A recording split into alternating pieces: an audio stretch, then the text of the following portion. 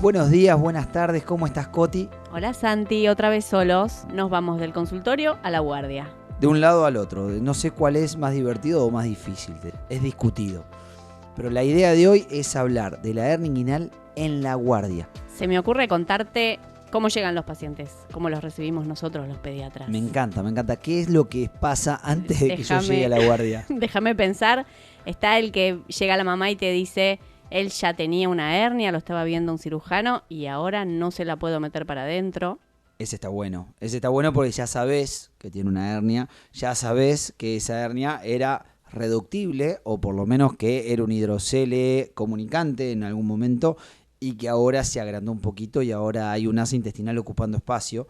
El que llega y te dicen llora y no sé por qué, que siempre hay que acordarse de mirar la ingle, de mirar los testículos. Ese me lo imagino como el más difícil, o sea, porque lo más probable es que ese llegue más comprometido. Y el que llega y te dicen, le salió una bola en el testículo que no se la puedo meter para adentro. Claro, y ese es el libro abierto con todas las opciones posibles. Bien, vamos de a uno, ¿sí? Como habíamos hablado en el capítulo anterior, la hernia inguinal es un rango de patología que puede pasar de chiquito a grande, ese conducto que era el déficit del conducto peritoneo vaginal. Entonces me va a ir cambiando mucho. Ahora, ¿qué pasa si se ocupa por un asa intestinal, como en el primer paciente que me contabas? O sea, ese paciente que de repente tenía una hernia más grande, más chica, pero ahora está ocupada. Lo más probable es que lo que vea es una ingle ocupada, o sea, un bulto a nivel de la ingle que compromete al paciente, más o menos. ¿En qué sentido? Bueno, ese paciente puede tener dolor, que antes no tenía, puede tener el abdomen distendido y puede vomitar. Cuanto más chiquito, más chances de que esté ocluido. ¿Sí? Si yo tengo un bebé de 3 meses que está tomando la teta y tiene un bulto en la ingle, veamos, porque si ese paciente está tomando la teta y no vomita y no se distiende, tal vez no tiene un asa intestinal, sino que tiene un pedacito de grasa o tiene agua, sí, o sea, tiene un hidrocele, pero no tiene un asa intestinal. Lo más importante en la hernia, en la guardia, es decir, este paciente tiene un asa intestinal o no tiene un asa intestinal. Si tiene un asa intestinal, lo más probable es que haya que reducirla rápido porque se compromete, más o menos, pero se compromete tanto la circulación del contenido, por eso hablamos de que se distiende y vomita, como se compromete la vascularización de esa asa. Entonces, yo tengo un paciente que tiene un compromiso vascular, que tiene un compromiso a nivel de la irrigación de esa asa intestinal, va a estar muy mal. Ese es el peor de los pacientes, que tiene un cambio en el sensorio, que tiene un cambio en la coloración de la piel, que tiene un cambio en la coloración de la piel a nivel de la ingle. Yo en general puedo tener o una ingle rosa, normal, o una ingle roja, cuando tengo mucho contenido y está tensión, o una ingle más oscura, ¿sí? Más marmórea. Esa ingle más oscura, más marmórea, en general tiene que ver con un compromiso que haya adentro. Es raro verlo hoy en día cuando uno tiene un buen acceso a la medicina, pero si uno tiene una familia con mal acceso a la salud, probablemente eso pueda llegar a pasar. Y eso nos puede pasar a todos, la realidad. Pero ese paciente va a tener un compromiso vascular y como todos los compromisos vasculares va a tener compromiso del sensorio, dolor intenso y cambio de coloración. Vamos al segundo paciente. Ese segundo paciente que estaba llorando y no sé por qué, probablemente sea una hernia atascada, probablemente sea una hernia estrangulada. Pero si ese paciente está llorando porque le molesta, hay veces que puede ser un hidrocele grande. Un hidrocele, ¿se acuerdan de los que hablábamos antes? Que tienen un conducto muy finito.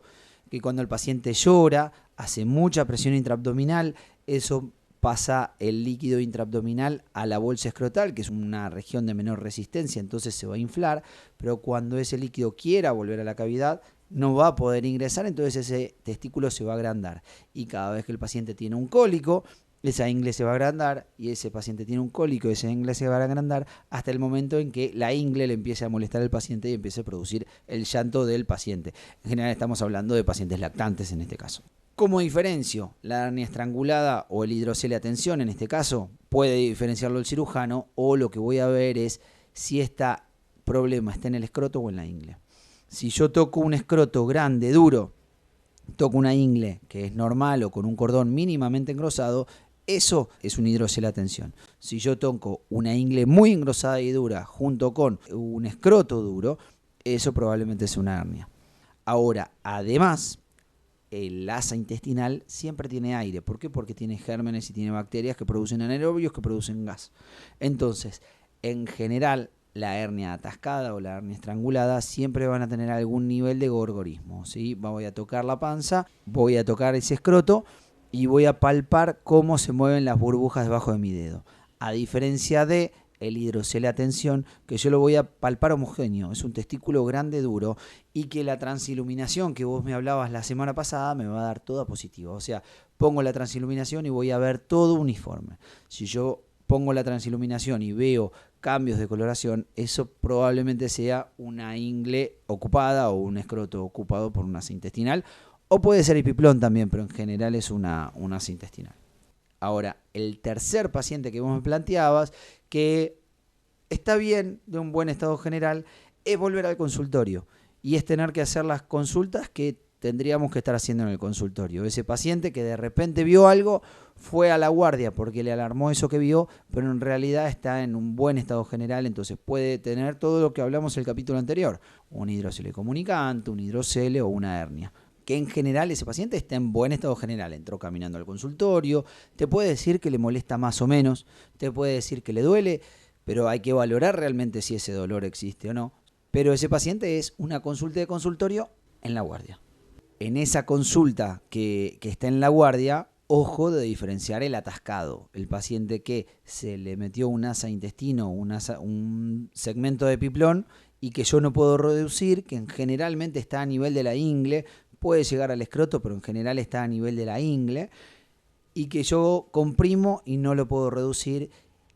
Si tiene un asa intestinal, probablemente tenga distensión o vómitos o inapetencia, por lo menos, o dolor. Si no tiene un asa intestinal y tiene grasa, probablemente, porque tiene un epiplón largo y se está comprimida la grasa ahí, puede ser un asa más irreductible, pero voy a palpar algo duro, sobre todo lo voy a palpar a nivel de la ingle. A diferencia de la hernia estrangulada, el paciente clínicamente está mejor, está en buen estado general. Perfecto, sí, exactamente. Ahora, si vamos a los diagnósticos diferenciales, tenemos que sí o sí ayudarnos por los métodos complementarios. El mejor método complementario es la placa de abdomen. ¿Por qué? Porque es universal, porque la tenemos en casi todos lados. ¿Qué es lo que tengo que hacer? Simplemente le pido una placa de abdomen que incluya la pelvis. ¿Por qué que incluya la pelvis? Y bueno, porque si no incluye la pelvis no voy a ver la ingle. Si yo en la ingle veo una burbuja, sí o sí tenemos que valorar a ver si eso no es una asa intestinal atascada. Si esa ingle no tiene burbujas, probablemente sea un hidrocele. Ayuda, es un complementario al examen físico. Acá, si vamos a diferenciar, el relato de la madre nos ayuda mucho, pero probablemente el relato de la madre no nos ayude tanto como decíamos que nos ayudaba en el consultorio. Acá es casi todo examen físico y los estudios complementarios nos ayudan. La placa, por un lado, si yo estoy pensando que está estrangulado o atascado, sí o sí, incluso a todas las hernias yo le pediría una placa porque no le voy a hacer gran cosa, sí o sí le tengo que hacer la placa. Y después la ecografía también. Lo que pasa es que no siempre está tan disponible. Un ecografista avesado te va a recontra diferenciar si tiene hidrocele, hernia, si tiene grasa, si tiene un asa intestinal, si tiene lo que sea. Si tengo un ecografista con no tanta experiencia, tal vez le cuesta más, pero no creo que sea tan difícil. Ahora el problema es cuando no tengo el ecografista, porque la realidad es que lo más probable es que no tenga el ecografista. Bueno, si no tengo el ecografista, no me tengo que volver loco, no lo tengo que derivar para que le hagan ecografía. Le tengo que hacer la placa y tengo que hacer el diagnóstico yo, y si lo derivo a un lugar donde tenga un cirujano, y además si tiene ecografía mejor, pero que tenga un cirujano. Entonces, tengo un paciente en la guardia que considero que tiene una hernia atascada. ¿Qué hago? Bien, me encanta que hagas la tonta porque ya me pasó con vos, pero está buenísimo aclararlo desde el vamos. Lo primero que tengo que tratar es palparlo. Lo palpo, está duro, me parece atascado, me parece irreductible, me parece que tiene contenido que no estoy reduciendo. Trato de comprimirlo. ¿Cómo? De distal a proximal, ¿sí? Desde abajo, desde el escroto hacia el abdomen, tratando de rectificar el cordón, ¿sí? Siguiendo la dirección del cordón. ¿Para qué? Para que armónicamente esa asa, ese piplón, eso lo que tenga ahí, trate de volver. Mismo si es un hidrocele. Muchas veces el hidrocele también lo puedo reducir un poquito y me mejora la palpación. Pero tengo que tratar de reducirlo. ¿Cuánto? Y 1 o 2 veces sin nada. Ahora, si ese paciente no lo puedo reducir de primera intención y ya estoy seguro o ya tengo muchísimas chances de que ese paciente esté estrangulado o atascado, le pido un laboratorio, le pido una vía. Y uno ahí dice, no, pero estoy sobrecomplejizando a un paciente. No, para nada, porque si ese paciente va a necesitar analgésicos, porque le estoy haciendo una maniobra invasiva dolorosa, se los puedo pasar por ahí. Si ese paciente me parece que lo tiene hace mucho tiempo de evolución, eso probablemente tenga un edema distal que me esté complicando la reducción. Entonces le puedo pasar un corticoide para que se me desinflame y me facilite la reducción. Si ese paciente yo no lo puedo reducir, voy a llamar a un cirujano. Y el cirujano, si tampoco lo puede reducir, le pedimos un laboratorio con un coagulograma nada más, que ya me permite saber si ese paciente tiene algún trastorno de coagulación propio o anterior o desatado por esta patología. Mismo, el cirujano va a querer que esté en ayuno. Y hay muchos pacientes que no van a respetar el ayuno. Pero por lo menos esa hora, esas 2 horas que tardó en llegar el cirujano, que tardamos en conseguir todos los estudios complementarios que hicimos desde que ingresa el paciente hasta que llegó el cirujano, por lo menos son esas 2 horas de ayuno. Y eso es mejor que 0. Y eso es mejor que el paciente que llega el cirujano y está tomando la teta. O está comiendo papas fritas que le dio la madre para que se calme. Entonces, la realidad es que todo ayuda. Entonces, vamos de menos a más. ¿Qué es lo que tenemos que hacer? Trato de reducirlo. No lo puedo reducir en la primera intención. Le saco un laboratorio y le pongo una vía. En la vía, ¿qué le voy a poner?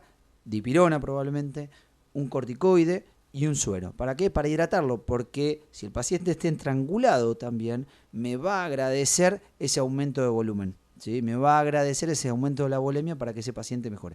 Lo mismo el paciente que está vomitando porque está atascado. Me va a agradecer la reposición de electrolitos que está perdiendo. Entonces es clave la vía. Y en general este es un mensaje que yo trato de transmitir mucho porque una vía, si bien es un pinchazo, es un dolor, es una complejización, no es gran cosa y ayuda muchísimo más de lo que nosotros nos imaginamos. Tanto para la reducción en el consultorio, como para el estado general del paciente, para que ingrese a la cirugía, como para que el cirujano lo opere. O sea, porque el cirujano que nosotros estamos interconsultando, que va a venir a evaluar al paciente, primero va a hacer diagnóstico. Si hace diagnóstico y ve que es una hernia estrangulada o atascada, va a tratar de reducirlo él. Y si trata de reducirlo, al paciente le va a doler. Y si yo ya le puse dipirona o diclofenac, le va a doler menos y tengo más chance de que ese cirujano logre reducirlo en la guardia. Y si ese cirujano no lo puede reducir, lo va a llevar a quirófano. Y si lo lleva a quirófano, ya tiene vía, ya tiene laboratorio, ya tiene dipirona y ya va a llegar en mucho mejor estado ese paciente que el paciente que estaba tomando la teta. Santi, tengo claro que si no lo podés reducir, te lo llevas a quirófano. Pero si pudiste reducirlo, ¿por qué no lo llevas a quirófano? Si dijimos que hernia diagnosticada, hernia operada. Eso tiene que ver con el riesgo de recidiva. Si le pude reducir la hernia y lo opero inmediatamente, ese paciente tiene un riesgo de recidiva de 10 a 15%. O mismo el paciente que le opera una hernia atascada o una hernia estrangulada, por la misma inflamación que tienen los tejidos, tiene un riesgo de volver esa hernia del 10 al 15%. Cuando el riesgo normal de recidiva de un paciente no inflamado es de 3 a 5. Bueno, bien, no lo operaste. Pero ya que estoy, aprovecho y le saco el prequirúrgico. Exacto. Seguimos respetando lo mismo, hernia diagnosticada, hernia operada, pero la podemos operar más adelante. Entonces, si ya tengo una oportunidad donde le pude hacer un electro, donde le pude hacer un laboratorio, va a ir a ver al cirujano con todas esas cosas y el cirujano va a poder resolver esa hernia en un plazo menor. Entonces, lo va a ver esa misma semana o la semana siguiente y lo va a programar en el mismo plazo. Bien. Ahora, en el quirófano, lo que tratamos de hacer es exactamente lo mismo, tanto si es una hernia programada como si es una hernia de guardia. ¿Qué tenemos que hacer? Ir a reducir el contenido, devolver el contenido donde pertenece y cerrar ese conducto. Pero a mí, la hernia atascada, la hernia estrangulada, prefiero operarla siempre por laparoscopía. ¿Por qué? Porque la laparoscopía me permite ver más. Esto va entre diferentes cirujanos va a ser distinto. Pero la gran ventaja de la laparoscopía es que me puedo meter por el abdomen, reduzco la hernia, reduzco el epiplón a la cavidad abdominal y veo el defecto. Mientras que estoy mirando el defecto, corrigiéndolo y demás, yo puedo ver en qué estado quedó esa asa de intestino. ¿Por qué digo esto? Porque hay veces que una hernia que quedó atascada, que quedó estrangulada, es una asa vascular que sufrió. Y esa asa vascular que sufrió puede sufrir una necrosis. Y yo tal vez estoy reduciendo un asa que está necrosada y que mañana se va a perforar. Entonces, si yo veo una placa necrótica en la cavidad abdominal cuando ya terminé de cerrar esa hernia, lo eviscero por el ombligo, le reseco el intestino y lo uno o le corrijo esa placa necrótica para que después evolucione favorablemente.